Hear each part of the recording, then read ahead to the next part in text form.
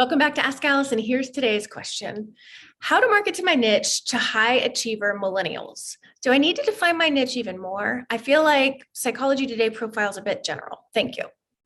So first, I want to thank Therapy Notes for sponsoring Ask Allison. If you're looking for an all-in-one practice management system, you need to check out Therapy Notes. It's top rated on Trustpilot. It does all the back-end pieces that a private practice requires. It schedules, it charges, it bills insurance, it helps you do your notes by, creating a template for such, sends reminders, stores your intake paperwork.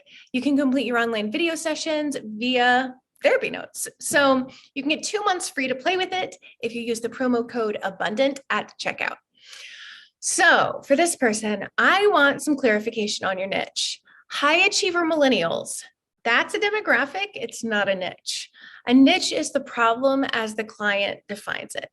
So your niche may be high achieving millennials who are having a hard time rebalancing life after their first child, or high achieving millennials who feel like no matter what they do, they never perform to the standards that they'd hoped, or high achieving millennials trying to keep work together while going through a divorce, or high achieving millennials who want to find love but keep having the same kind of relationship over and over.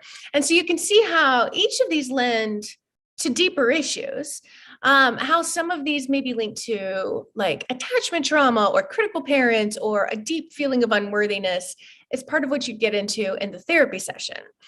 So you've got the who part of what you want to see, and to suss out the rest, I'd ask you if the high achieving part of this person is like pathological or if it's just a nice healthy drive. I'd ask what they're coming into therapy for from their perspective and from a more clinical perspective. So for instance, very few clients state that they're looking for help with attachment trauma, but they may come in with anxiety and a drive to prove that they're worthy that's a result of the attachment trauma. You want to speak to what they identify as the problem while holding in mind what could be underneath it and fashioning your marketing to touch on that.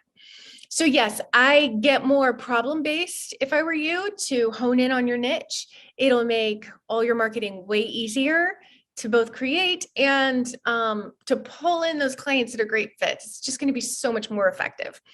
Today's worksheet helps you think through your niche and ideal client. It differentiates those two things while showing what they have in common. You can snag that for free in the link. And if you really want to dive into niche and ideal client work, we have a really awesome course called Know Your Niche and the Abundance Party. You also have access to other courses in there that take you step by step through building a practice that you love. That's at abundanceparty.com. If you have questions for Ask Allison, DM me over on Instagram at abundance_practice_building, and I would love to answer them. Have a great day.